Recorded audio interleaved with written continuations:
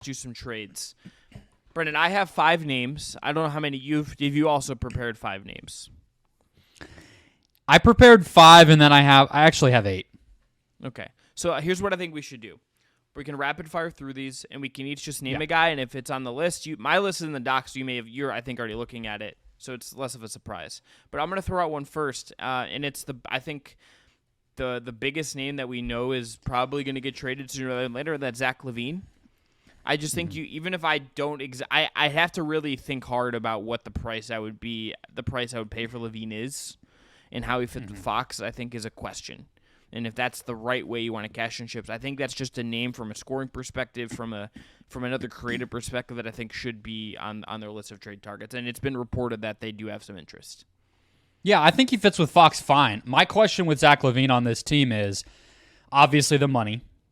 Fox is quietly could become Supermax eligible if he were to make All-NBA this year. I think that Sacramento would be in kind of a bind, and maybe it would become a little bit of a Jaylen Brown situation where they're not like capital W worth it if you were to just rank everybody in the NBA on a spreadsheet and do the whole Moneyball thing, but they probably would have to pay it to him. So money is going to become a big factor for them very soon.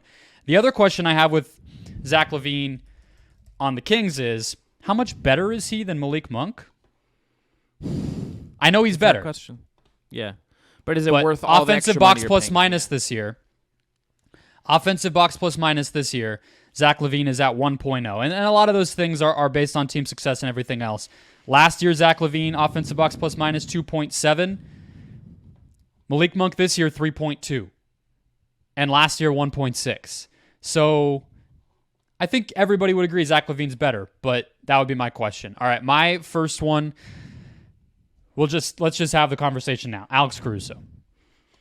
This to me I almost like more than LaVine, just because get a really good defender in there and they need another defender on this team, can play heavy minutes. You don't totally need him to, like, you're one of the teams that I think can absorb Caruso's like PJ Tucker disease, where he doesn't always want to shoot, and like it's not the end of the world for you in the way that I think it could be for some other teams, a little bit of a concern.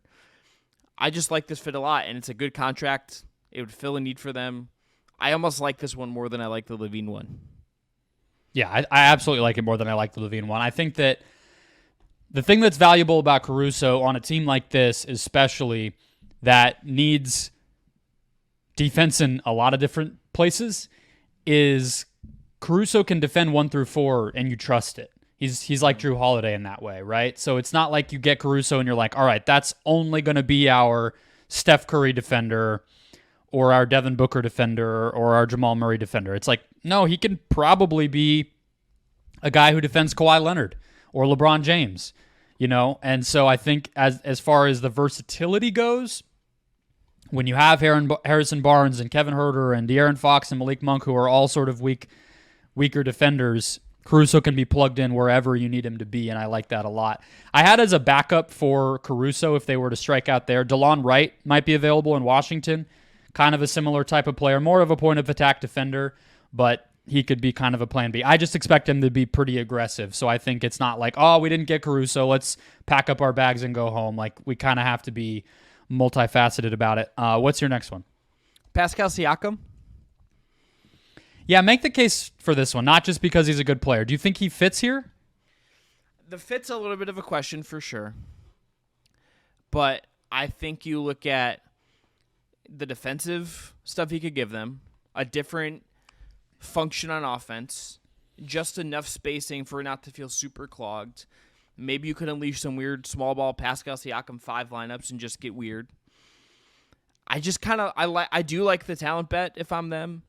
I like the defensive capabilities of Siakam. I like the different functions it could add to your offense. I just like this kind of size player on this team, and him and Keegan would be an amazing duo that you could do a lot of fun things with, and I think it'd be good partners for Fox. So I just like trying to make the talent that has clear skills that you could use, even if it's imperfect, work for you, even if there definitely is some concerns. The money part of it is obviously another question with this. It's like, if you trade for him, you better be willing to just throw him the money to make him stay.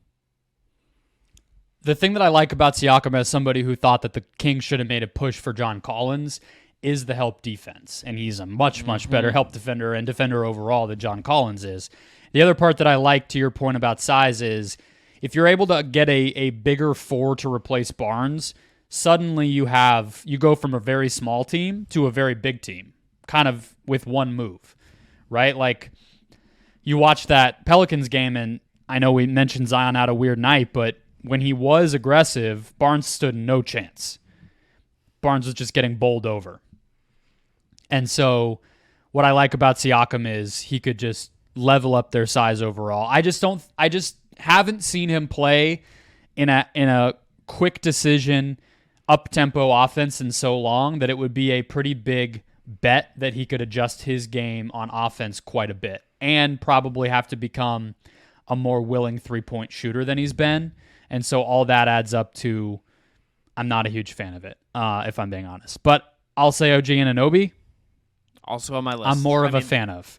More of a fan of OG because I think that he is more plug and play as, hey, go defend the best wing or guard on the opposing team and then stand in the corner and make some threes for us. And the question I would have, I have two things about that I'll say. One, positively, I think him and Murray is I think a better fit than Siakam and Murray, because then Murray could just play the 4 a little bit more seamlessly. There's not like weird reconfiguration, so the plug and play point you made, dead accurate. The thing I don't like is all the chatter we've heard for so long is that OG wants a bigger role. OG wants more responsibility to do more on offense. I don't want to bring him in and have him do that. But you know what the thing is? I don't think he's good enough to do that. So any team that expects that or plans to appease him when they acquire him is already wrong. So I think that the organization that acquires OG Anunoby needs to be able to make the case to him that he is a 3-and-D player. Hey, on your next contract, you might still only be a 3-and-D player, but you're still worth more than you're making. We agree on that. We will pay you, OG. But you're not going to become Kawhi Leonard. That's not what you are. Yeah, and he'd be like the 4th option on this team. But could be a really should be the 3rd or 4th option on every team. So, but I think... I want to like... And the case is easier to make here. Yeah. The package, like negotiating with Toronto seems difficult, but, should try it. Brendon, who's your next one? How about Dorian Finney-Smith? So, I thought about this, and it didn't feel sexy enough. I wanted just a little. My last name on my list sort of defeats the purpose of this, and we're among the internet cyclists who are Alex Caruso is a pretty sexy trade to make, but he won a championship with the most popular team in the league. I think Alex Caruso is sexy. Just basketball. Physically too. Sure. While we're at it. Bald king. Again, Jalen Suggs, shave your head. Your market value goes up. Finney-Smith, if you were going to get him, and it's just this is the best we could do without expunging our assets and improve on the Harrison Barnes spots, I think that's fine. I think that would be a good bit of business that doesn't really move the needle for me in a major way. If you were to say that the Kings have a better answer for opposing wings and forwards than they did last year, you'd feel a lot better about them. He's shooting 46% from 3 this year. It's like a kind of a worse OG Anunoby deal, really, if you think about it. If you don't think that's sexy, I had an even worse one for you, which was the backup plan for Finney-Smith, who's already the backup plan for OG, which was Torrey Craig.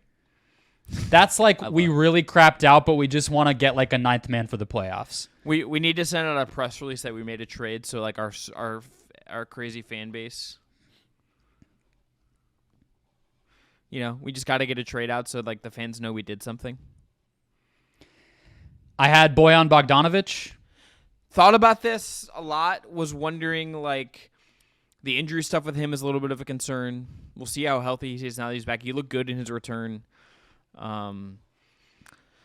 Wouldn't hate it. I think he's better than Barnes for sure. I think I trust him more as a shooter. That's basically where I was. Yeah. The shooting. It's if you're not going to get defense from that spot, then just get better offense. Yeah. Roll but I guess it. Couldn't you already just play the guy who's I'm going to blank on his name. On our favorite Western Conference team? Brendon, it's been a week. Sasha Vezenkov is who you're talking about. Yes. Could you just play him more? Like if you're like and just Sure. like save the assets for something else. Like he's playing. I would love to see them play him more. He played 6 minutes the other night. Played 14 against Denver. Like is averaging 14 minutes a game. Just play him like 25. I have one last one for you that's even less sexy than anything we've already said. Okay. Daniel Gafford. They need a backup center. This team is playing JaVale McGee minutes in an NBA Cup game because they don't have another option. We talked about last week they keep playing Trey Lyles at center, who is like 6'9" and can't jump. Daniel Gafford on this team as a backup to Sabonis would actually like give them like a half point plus in their point differential, I feel like. Just by shoring up that 12 to 15 minutes a night. I really think that could be worth it if they could trade like 2 seconds for Gafford. The problem with that is just the salary. It's like, do I want to have $12 million, $13.3, and $14.3 million on my books the next couple of years? I don't really know if I do. No, probably not. That's like a lot. Daniel Gafford is like a fine backup center. I would like find 80% of that if I could and pay that guy $4 million than I would give Daniel Gafford like close to mid-level money. No, you probably got to be starting him if you're going to acquire him on that contract. And then then you're going down a whole other rabbit hole. All right, my last name, TJ McConnell, just like Alex Caruso, but like another version of it, who's not totally in the rotation or in what's going on in Indiana right now, and like maybe they flip him for just some kind of asset and you get the guard. Like I wouldn't hate that bit of business for them. It's not going to cost much, so I think it's totally fine. I mean, last year in the playoffs, Davion Mitchell took 4 threes a game and made 26% of them. And even that made you feel like, okay, he's making 26%. We can survive with him defending Steph Curry. And it's not going to be a total nightmare. He's not turning the ball over. He keeps it moving. Now, Davion Mitchell's out of the rotation because they just can't live with the offense anymore. So if you got someone a little bit more playable on offense who could do some of what Davion Mitchell did for them, especially with how many guards there are in the West that they're going to need to account for, I think they absolutely could be a McConnell team. I think the Suns might be a McConnell team. They've been interested for a while. Maybe the Pacers just say, hey, he's actually too important to our defense. But yeah, he is going to be a name, I think, for sure, and Sacramento should be in on him. Making good cheap contract to 8.7 this year, 9.3 next year. That's like Caruso, just on a really good deal for what he is. Even if he's a little bit older, a little bit like certainly, I don't know if you want to be the team that gives him like his next multi-year contract at even that number, but I think for the short term, that's a good plug